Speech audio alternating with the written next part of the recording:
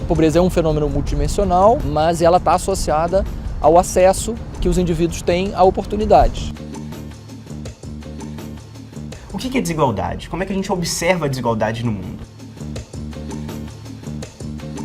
Nós temos interesse em conhecer o Brasil e as transformações do Brasil. Esses pesquisadores dividem um interesse comum. Todos estudam a pobreza e sua irmã, a desigualdade social. Com palavras sábias, escrevo o que sinto. Não minto, não há motivos para isso. Quem vê a desigualdade pela televisão, talvez pense que a pobreza, nas nossas grandes cidades, tem uma e sempre a mesma face. Essa é a lei, isso é o que eu sei. Em terra de cego, quem tem um olho é rei.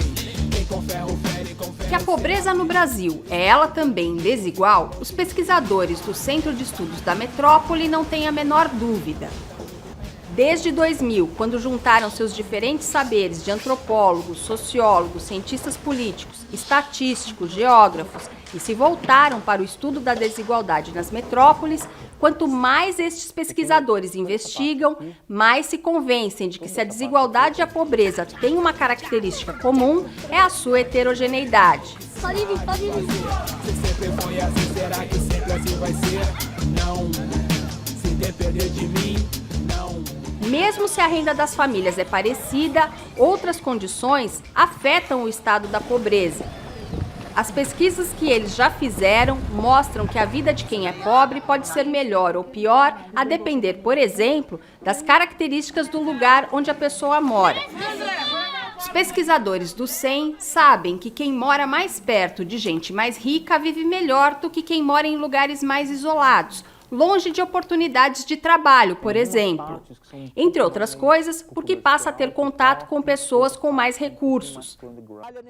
Este é Eduardo Marques. A pesquisa que coordenou na primeira fase de investigações sobre a redução da pobreza e da desigualdade do Centro de Estudos da Metrópole teve o objetivo justamente de descobrir como a rede de pessoas conhecidas afeta as condições dos pobres. O acesso às oportunidades seria aí mediado não só pela posição dos indivíduos no espaço, mas também pela posição dos indivíduos em contextos relacionais em que eles se inseririam. Daí nasceu a ideia de desenhar uma pesquisa que analisasse ao mesmo tempo pobreza e o efeito das redes sociais sobre a pobreza. A gente pesquisou favelas em área central, favelas em área periférica, muito periférica, favelas em bairro de classe média, favelas em bairro de rico, conjuntos habitacionais de periferia, favela e loteamento clandestino de periferia e cortiços de áreas centrais.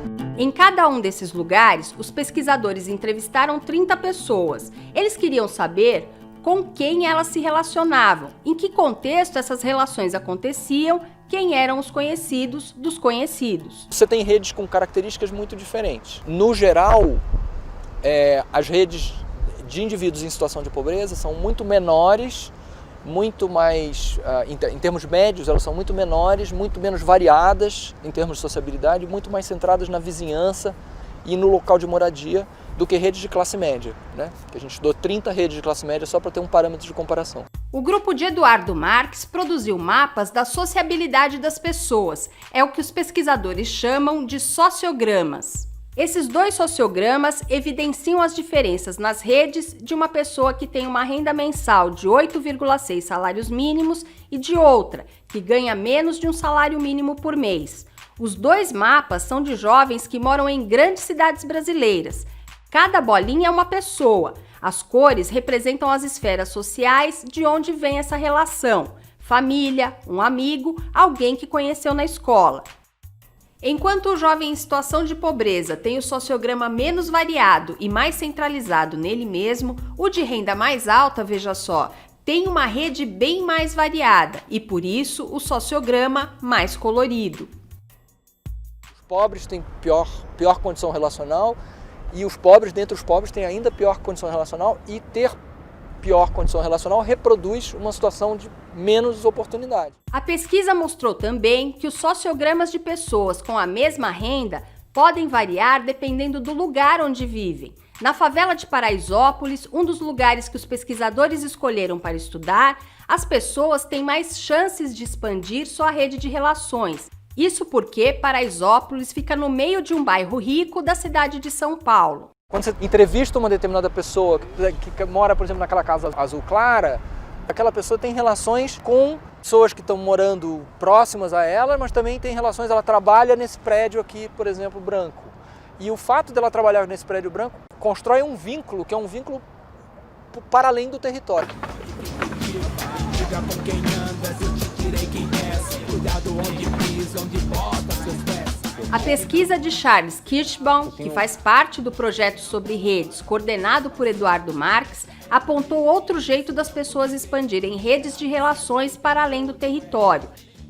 Ele fez isso quando construiu as redes sociais de rappers de São Paulo. Eu pego todas as respostas de todos os músicos que eu entrevistei e crio um agregado. Nesse grupo não importa a condição social do sujeito, nem o lugar onde mora. Os sociogramas são sempre parecidos. Smoke D, um dos rappers que Charles entrevistou, conta como conheceu as pessoas de sua rede. Toda a velha escola do hip hop eu conheci na São Bento. E depois, conforme o rap e o hip hop foi crescendo aqui na cidade, a gente foi se encontrando nos camarins, nos shows, e fomos fazendo amizade. Se você pensar que a rede pessoal, né, do indivíduo está diretamente ligada às suas condições de vida, né, o rap pode ser uma forma da pessoa ampliar esse ciclo social dela. Né? Isso é uma das coisas que sai diretamente dos dados. A grande novidade do trabalho do Eduardo é mostrar que se você tiver uma rede de relações ampla, de pessoas que tragam recursos para além daqueles que o grupo de pessoas iguais a você é capaz de mobilizar, você terá melhores oportunidades de sair da pobreza via conseguindo bons empregos, mobilizando boas informações. Quem estuda a pobreza e a desigualdade também tem certeza que mais renda, é claro, melhora a condição de vida. Na primeira década dos anos 2000, a desigualdade diminuiu no Brasil, graças ao crescimento econômico, à diminuição do desemprego e ao consequente aumento da renda.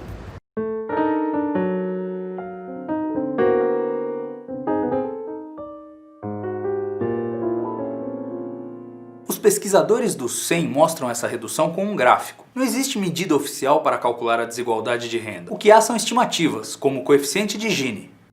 O coeficiente de Gini foi criado em 1912 por um estatístico e sociólogo italiano chamado Corrado Gini. Usando esse índice, os pesquisadores do Centro de Estudos da Metrópole mostraram coisas interessantes. Por exemplo, que houve um pico de desigualdade em 1989. Em 1991, começa a cair, ainda que devagarzinho. E essa queda começa a se tornar mais acentuada entre 2001 e 2009. Analisando especificamente a renda do trabalho, os pesquisadores constatam que a diminuição da desigualdade tem como principal fator a redução da diferença entre os maiores e os menores salários das pessoas. Os menores salários subiram, principalmente em razão do aumento do emprego de carteira assinada e o ganho real do salário mínimo. Já os maiores salários caíram, com o aumento da concorrência pelos empregos que exigem maior qualificação. Para confirmar que a desigualdade de renda entre as pessoas realmente diminuiu, os pesquisadores precisam comparar com outros índices, calculados por outras fórmulas matemáticas.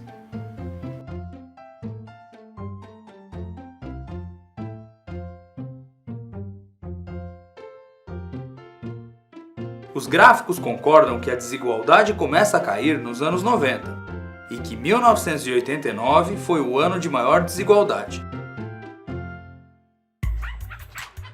Segundo os pesquisadores do CEM, nunca antes no mundo um país reduziu a desigualdade de renda ao ritmo que o Brasil viveu desde 2001. Por exemplo, Maria José, Maria da Cruz e Quitéria Joana Todas moradoras de São Paulo agora pertencem à nova classe média no critério do governo federal, pois todas ganham em torno de 3 salários mínimos e vivem melhor agora do que antes. Trabalhar de dia e comer à noite com os 3 filhos. Perdi a conta de quantas noites eu fui dormir sem comer. Porque o que eu tinha, eu dava para meus filhos. Dormia aqui, eu, meu marido, mais meus 2 filhos. Tinha um cômodozinho aqui, tinha a sala lá, minha mãe morava lá. Era tudo barro aqui, tudo barro. Esses daqui são os nossos 3 pontos que vocês visitaram, né? Então vocês vieram aqui ao sul da favela de Heliópolis e vieram esses 2 pontos aqui lá no distrito de Sapopemba. Esses 3 lugares, especificamente, têm uma renda muito parecida. Não tem onde você levar ele para brincar. O único espaço que ele tem para brincar é esse, é o único. No buraco do Tatu, onde mora Maria José, não existe coleta de lixo. Também não há acesso à rede de esgoto. Entre Maria da Cruz, Quitéria Joana e Maria José, é ela quem vive em piores condições. Aqui é assim, quer ver? Eu vou mostrar de onde cai o esgoto lá da minha casa. Tá vendo? Ela vem de lá, tá vendo? A minha casa é aquela. Tá vendo? A de cima. Então vem por aqui, tá vendo os canos. Aí cai tudo aqui, do jeito que tá aqui, ó. No Promorar de Sapopemba, onde mora Maria da Cruz, o esgoto das casas está canalizado e segue para um córrego. A questão é que o córrego ainda não recebe o tratamento adequado. Na prefeitura ele estava canalizado, coberto, prontinho. E ele não está. Saneamento básico e coleta de lixo não são mais problemas em Heliópolis, onde mora Quitéria Joana. Essa desigualdade entre o melhor e o pior acesso a um serviço tem a ver com o lugar onde elas moram. É por isso que os cientistas do CEM chamam a desigualdade brasileira de territorial.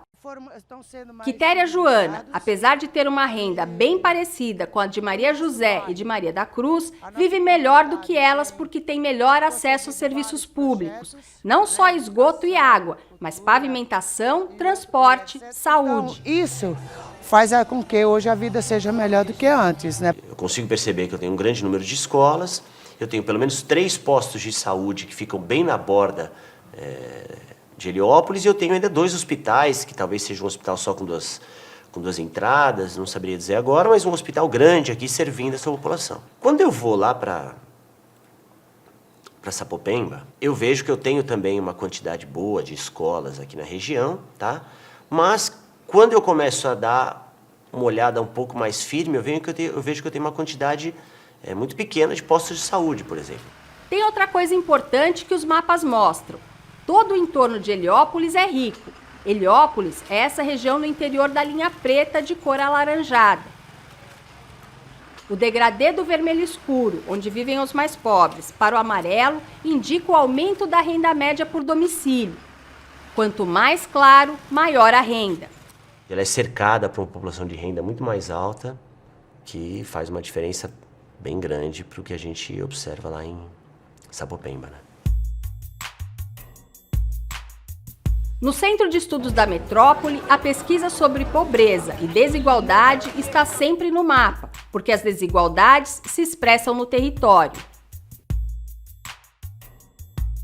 E as pessoas moram nos lugares, então você vai ter que mostrar esses resultados, você tem que ter um mapa.